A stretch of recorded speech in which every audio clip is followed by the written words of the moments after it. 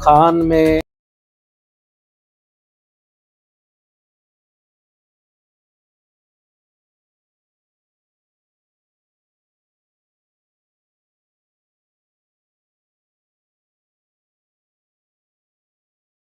रूस की हमसायगी है और अफ़गानिस्तान का रास्ता चीन से काटना है, तो ये किस तरह मुमकिन हो सकेगा?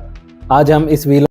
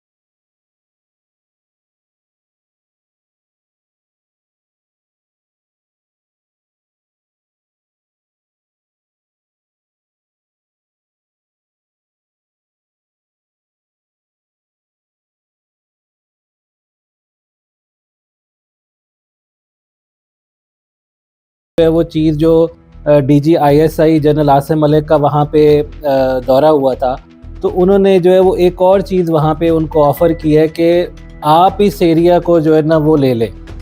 अगर ताजिकिस्तान इस एरिया को ले लेता है तो पाकिस्तान को तो हमसायगी चाहिए, रास्ता चाहिए। पाकिस्तान और अगर ताजिकिस्तान के बॉर्डर इकट्ठे हो जाते हैं और वो वहाँ तक आ जाता है, तो ये तो एक ही बात हो गई कि पाकिस्तान उस एरिया को जो है ना वो वापस ले इंतज़ाम करे अपने, क्योंकि पाकिस्तान का क्लेम भी है और ताजिकिस्तान का क्लेम भी है।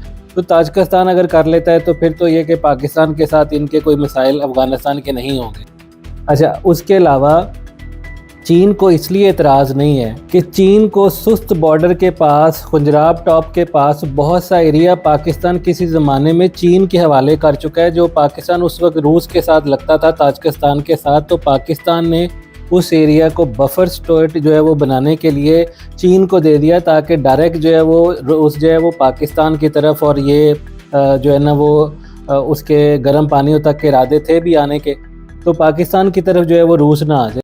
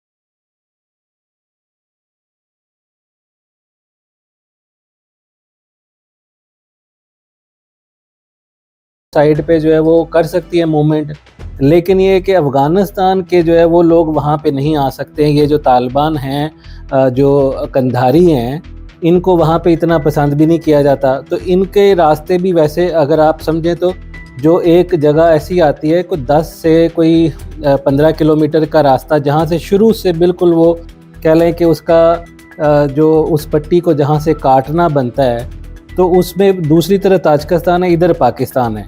तो अगर वो 10-15 किलोमीटर को काट दें तो उसमें भी 1-2 सड़कें होती हैं, बाकी तो सारे पहाड़ ही होते हैं। तो अगर आप उन सड़कों को कंट्रोल कर लें, कुछ चौकियाँ बना लें, तो सर्दियों में वैसे भी पीछे से जो है वो मतलब ये तालिबान और ये सारे कंधारी जो है वो नहीं आ सकते। तो पाकिस्तान बड़ी आसानी से जो है वो इसको जो है ना अपने ज़ेर इंतज़ाम लेके आ सकता है, या ताजिकिस्तान इसको ज़ेर इंतज़ाम लेके आ सकता है। और अगर ताजिकिस्तान लेके आ जाता है, उसको तकरीबन 10,000 मुरब्बा किलोमीटर का एरिया जो है वो मिल जाएगा। वैसे ये एरिया जो है कोई इसकी इतनी ज़्यादा अभी तक तो मादनियात का पता नहीं वहाँ पे क्या है, कोई एक्सप्लोरेशन नहीं। वैसे ताजिकिस्तान वाली साइड पे जो पामेरियन रेंज है उसका भी वहाँ पे कोई इतनी वो नहीं है जो कोई एक्सप्लोरेशन। लेकिन ये कि अगर पाकिस्तान और ताजिकिस्तान जो है वो एक्सप्लोरेशन को छोड़ भी दें, तो सिर्फ ये कि ये नेबरहुड है, पाकिस्तान को रूस तक एक्सेस मिल जाएगी और रूस को पाकिस्तान के साथ जो है वो एक स्ट्रेटेजिक एक्सेस मिल जाएगी। और चीन के साथ तो ऑलरेडी ताजिकिस्तान की है, पाकिस्तान की चीन के साथ ऑलरेडी सुस्त वाली साइड से है। तो ये कि अफ़गानिस्तान का रास्ता कट जाएगा, अफ़गानिस्तान का चीन के साथ रास्ता कटेगा, और उसके साथ साथ ये कि पाकिस्तान और रूस जो है वो नेबर्स हो जाएंगे, बॉर्डर जो है वो आपके शेड हो जाएंगे। तो वो लें या हम लें, तो अब वहाँ पे चाइना की जो मूवमेंट है वो भी हो रही है सिंकियांग के अंदर। उसके अलावा पाकिस्तान की तरफ से भी कोई हिलजुल है, क्योंकि जो आप उनके वज़ीरे दफ़ा का बयान सुने, नायब वज़ीर ख़ारजा के बयान, जिस तरह की बीडर भपकियाँ वो अफ़गांडूज़ दे रहे हैं कि जी बहरे हिंद में जो है वो पाकिस्तान को फेंक देंगे, अगर हम चंद यहाँ से गौरी और अब्दाली और गजनवी भेजेंगे तो ये फ़लाँ चीज़ कर देंगे। तो इनके पास जो हथियार होता है वो सिर्फ दहशतगर्दी है। हालांकि ये वो दहशतगर्द गद्दार हैं कि जो अभी भी अमेरिका से $4 करोड़ महीने का लेते हैं। $4 करोड़ जो है वो महीने का ले रहे हैं अभी भी अमेरिका से एड के नाम पे मुख्तलिफ NGOs के थ्रू। और ये पाकिस्तान के लिए जो है वो सारे दहशतगर्द जो है ना वो पाले जा रहे हैं। और वैसे तो ये कि पाकिस्तान या कोई ताजिकिस्तान या चीन अगर कोई थोड़ी इधर मूवमेंट करता है, तो क्योंकि इन ममालिक ने अमेरिका समेत इसको तालिबान हुकूमत को माना नहीं हुआ, लिजिटमेट हुकूमत नहीं माना हुआ, तो इसलिए वो कुछ कर भी नहीं सकते, क्योंकि वो उनको भी समझे हैं कि काबिज़ीन है, कब्ज़ा किया हुआ है। तो इसलिए जब एक काबिज़ हुकूमत होगी तो वो तो वैसे भी मुख्तलिफ जो है वो चीज़ें हिस्से मिल के, वॉरलॉर्ड्स के एरियाज़ मिल के एक मुल्क बना हुआ है। तो इस पर कोई इतना इंटरनेशनल जो है वो प्रेशर भी नहीं बन सकता। वैसे भी वो एक छोटी सी पट्टी है, और गैर महसूस तरीके से आपने चंद एक सड़कें वहाँ पे जो पहाड़ी सड़कें होती हैं वो मुश्किल होती हैं। अगर आप ऊंचाई पे बैठ गए तो आपने जो है वो सिर्फ रास्ता जो है वो रोकना है। तो इस चीज़ पे ये कि एक तो मूवमेंट हो रही है चीन की तरफ से, मैंने आपको ये बताना था। दूसरा ये कि ये पाकिस्तान के जो यासीन और अशकोमन वाली साइड के लोग हैं, ये चरागा के तौर पे उसको इस्तेमाल करते हैं। और जो मैंने आपको पहले भी बताया था कि वहाँ का जो मीर मर्दान अली शाह था, किसी ज़माने में जो उसका मीर था, जो राजा था वाखान का, वो पाकिस्तान के चित्राल के साथ इल्हाक करना चाहता था। और वो वहाँ से जब अफ़गानिस्तान ने क्रैकडाउन किया, बरतानवी राज ने इनकार किया था अपने साथ इल्हाक का, और इसको बफर स्टेट जो है वो जानबूझ के जो है ना वो अफ़गानिस्तान को दिया, रूस को तो वो अपने साथ से दूर करना चाहते थे। तो वो बंदा जो है वहाँ से भाग के पाकिस्तान आया, तो उसकी जो नस्ल है वो भी पाकिस्तान में आबाद है, जिनको ज़मीनें पाकिस्तान ने दी थी। तो हमारा जेन्युइन क्लेम जो है वो वखान के ऊपर बनता है। जैसे पहले बताया कि ये सारी इस्माइली बेल्ट है, और ये जो है वो जो शमशाल है और गुजाल है, उसके अलावा पस्सू है, ये सारा जो हुंजा से आगे का एरिया है, ये हमारे सारे लोग जो हैं ये इस बेल्ट के, उनके साथ इनके ज़्यादा रवाबत है। और उसके अलावा अशकोमन वाले, यासीन वाले, ये भी जो इस्माइली हैं, इनके साथ ज़्यादा रवाबत है। तो इस एरिया के अंदर मूवमेंट हो रही है, ये बिल्कुल भी जो है ना कोई ऐसी चीज़ नहीं है कि इस पे अभी रुकेगी। और तालिबान ने शरीफ फैमिली को भी धमकी दी है, उनको जो है वो असैसिनेशन की या उनकी जान को जो है ना वो मारने की, जान से मारने की धमकियां जो है वो दी हैं। और वो इसी वजह से हैं क्योंकि अब वो गीडर बपकियों पे इसलिए आ गए हैं कि वो हर तरह से जो है वो हाथ पैर मार रहे हैं। मैं तो बल्कि यहाँ तक जो है ना वो इस चीज़ पे सोचता हूँ कि जो कुरम एजेंसी जिस पे इतना मसला हुआ है आजकल हमारा, इसको 3 साइड से अफ़गानिस्तान लगता है। तो अगर 3 साइड से ये बीच में ये भी एक लाइन है, तो अगर ये जो है अफ़गानिस्तान को दे के आप वाखान ले लेते हैं तो भी आप जो है वो इस तरह से कर सकते हैं। अगर ये खैर इंतज़ामी तौर पे देखने की ज़रूरत है कि हमारे लिए वो कितना इम्पोर्टेंट एरिया है और वहाँ पे हमारे क्या फ़ायदे या नुकसानात हैं। तो ये भी एक ऐसी पट्टी सी है, जिस तरह हमारी कुरम पट्टी है, इस तरह उनकी वाखान पट्टी है। उनकी 3 मुल्कों में घिरी हुई है, पाकिस्तान, चाइना और ताजिकिस्तान में। और ये जो हमारी कुरम वाला है, ये अब सिर्फ अफ़गानिस्तान के 3 साइडों से घिरा हुआ है। ये भी एक लाइन सी है बीच में और तीनों साइड से अफ़गानिस्तान है, हमें सिर्फ एक साइड से रास्ता है। तो अगर इस तरह का कोई एक्सचेंज होता है तो ये भी किया जा सकता है। बहरहाल मैंने कहा कि आपको ये अपडेट दूं कि ये बिल्कुल जो है ना, कोई इस पर वो कोई ये नहीं है कि चीज़ रुकी है, इस पे काम जारी है। चाइना की जो है वो भी इसमें आशीर्वाद है। चाइना ने हमारा एरिया लिया हुआ है, हमने उसको दिया हुआ है सुस्त।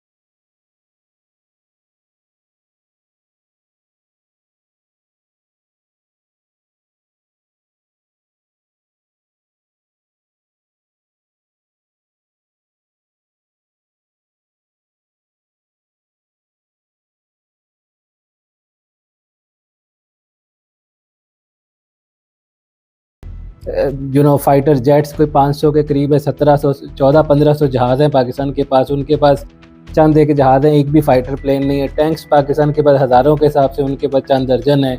उसके अलावा पाकिस्तान के पास ड्रोन टेक्नोलॉजी है, मिसाइल्स हैं। पाकिस्तान के पास बहुत ज़्यादा एक डिफेंस फोर्स है। और सबसे बड़ी बात ये कि पाकिस्तान की साइड पे इधर के मुहिब वतन जो पश्तून हैं वो हमारे साथ हैं। ये तो तब तक ये बदमाश तब बने रहे हमेशा, जब तक हम पाकिस्तान इनको सपोर्ट करता रहे, तब तक।